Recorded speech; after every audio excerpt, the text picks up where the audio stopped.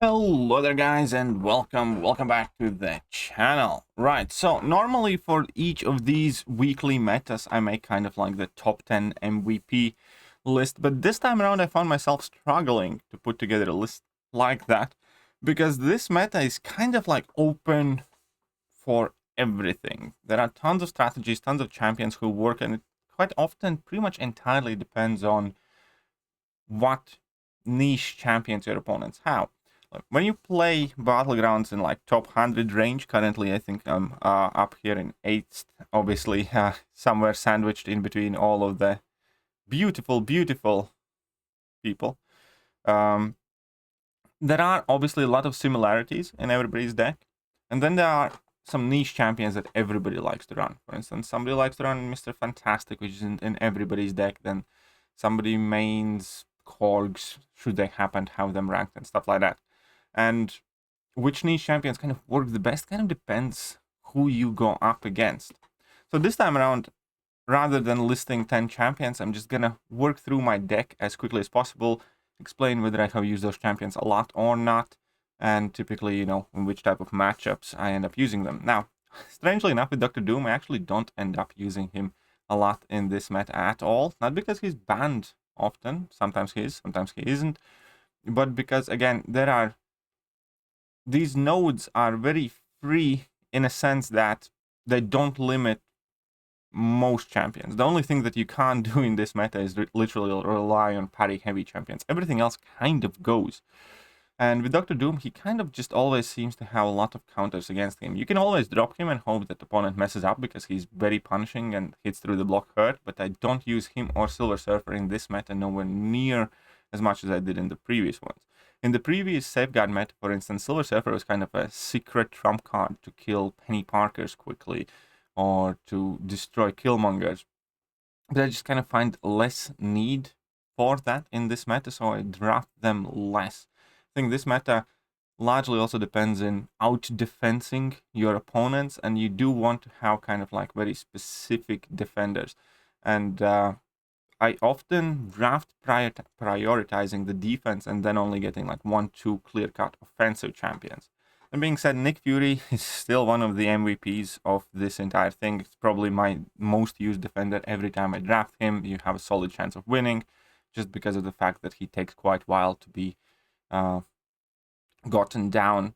And then, aside from Nick Fury, Mephisto seems to work very good in this meta.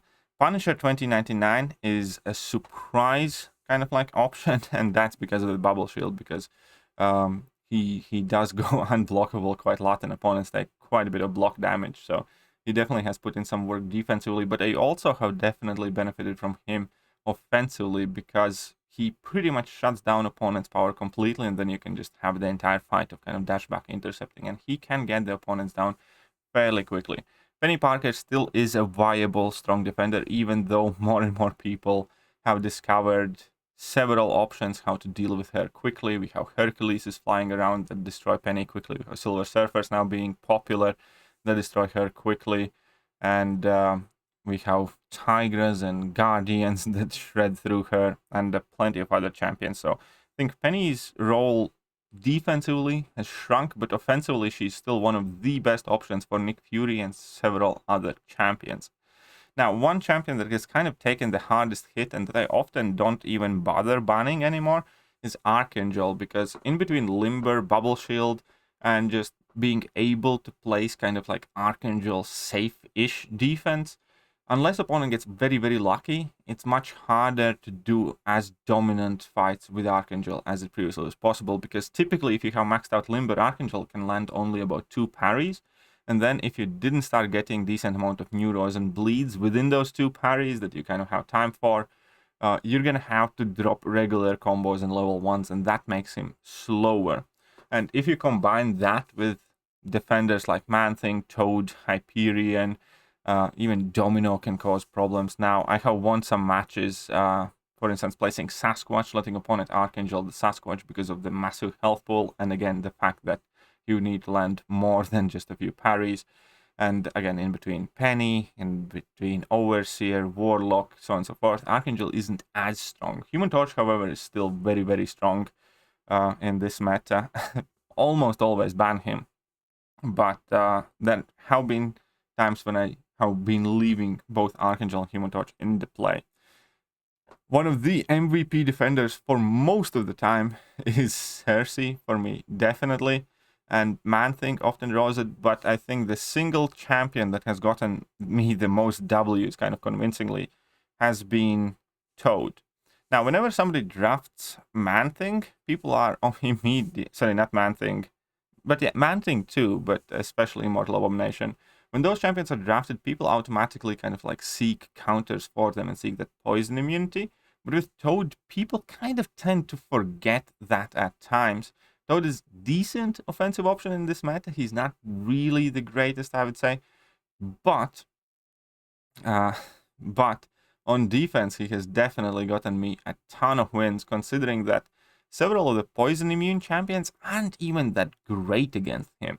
And you kind of have to have Nimrod, Omega Sentinel, or Warlock against him. Otherwise, it's going to be a fairly big struggle. For instance, Kingpin typically would shrug off the poisons, but Toad can convert them into passives. Archangel you can't use because he's poison immune. Hyperion doesn't really have a great matchup against Toad at all. I have fallen in that trap once, and then I have lured other people in there. And then we have like Overseer who can... Overseer can do that fight, but it's not going to be the fastest fight. And, you know, then there aren't that many counters to Toad in, like, the typical decks. Toad definitely has been putting in overtime for me on defense. But other than that, this meta is kind of grabbing the best champions of all three previous metas together. All the kind of, like, best champions that typically would work in a meta where there is no nodes at all. That's why I also don't particularly enjoy this setup of Limber and Bubble Shield, because it just feels kind of unrestricted, unregulated. Everything goes. There is very little limitations of which champions you can add, and because of it, somehow interestingly enough, at top tiers, everybody uses pretty much exactly the same thing. When you have stuff like Safeguard or some other things, that often lets the niche champion shine. With this meta, not so much. With this meta, everybody just adds the strongest of the strongest, the best of the best in kind of generic circumstance, which is typically the most popular champions. And those also work the best. So everybody's decks seem to be a lot more similar. There's probably like maybe 5-8 champions different, and then everything else is the same. And I think that's largely because of how these nodes right now are distributed. So you end up relying on champions that, you know, kind of can either, you know, completely outmaneuver opponent by, for instance, like Toad or Immortal Abomination, just by placing poisons on opponent. If opponent doesn't happen to have a suitable counter, they're going to struggle. Or you place champions that just going to slow the opponent down slightly, and you kind of work with the time that you're allotted there. Or then you have like Hyperion and Domino as defenders who, you know, AI... If it misbehaves, then opponent can easily get in trouble and be punished. But obviously that doesn't happen all that often.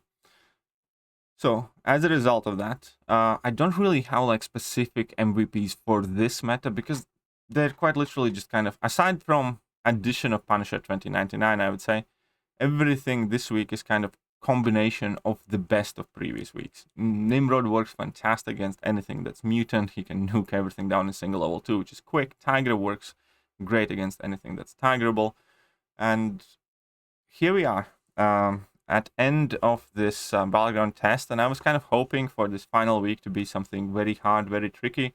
And in reality, it kind of turned out to be the easiest, less restricting week of them all, which to me also proved why those nodes are necessary, and why we perhaps should need even kind of more annoying nodes or more specific nodes as Battlegrounds progress. Because there is kind of like a strange irony in a sense that when everything is allowed, everything becomes much more monotone in a sense, and somewhat more boring. If I didn't like Safeguard meta before, then now I can safely say that I much prefer Safeguard meta over this thing. In fact, I think this is probably my least favorite of them all. So here we are. This is my deck as well, by the way. I know that there are some crazy good champions that I'm not adding in. I am always kind of experimenting and dropping. Sometimes I put in Sunspot in and or out. Sunspot obviously is absolutely useless in defense, but can destroy champions quickly offensively. Thing, I still don't particularly like adding Iron Man Infinity War, again, sometimes in or out. Ebony Maw, I do add quite frequently. Then I have Omega Red. That doesn't make it Kitty, Mr. Fantastic this time around. I'm leaving King Groot out. I'm leaving Professor X out. I'm leaving Mojo Chavez out. And I am kind of a bit spoiled for choice. That's why building a deck at this point kind of becomes a bit harder and harder.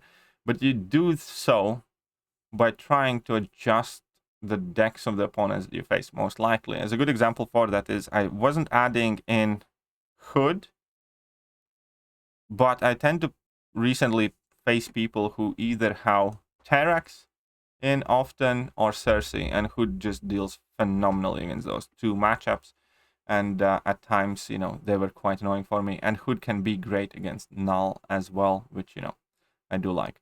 So let me know what kind of principles you guys use for deck building. Again, if I strictly would have a gun to my head and I would ask for MVPs in this meta, then offensively, it definitely would be Nimrod, Tigra, Stark Enhanced, Spider-Man.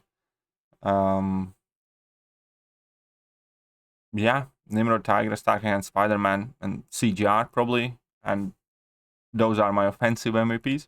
And my defensive MVPs would still go with Nick Fury. It would still go with Mephisto probably this time around. Man-Thing and Chode and Cersei. Those would be kind of like my list of MVPs. Let me know which champions you rely on the most, and how have you enjoyed this meta? Do you like it better than Safeguard, Masochism, or Power Snack? It would be interesting if you guys rate them in order.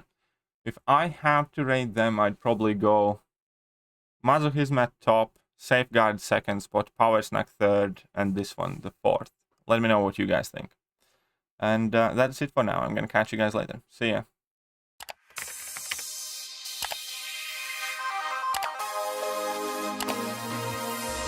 Hello there guys and welcome back to the channel. So we have all the information about the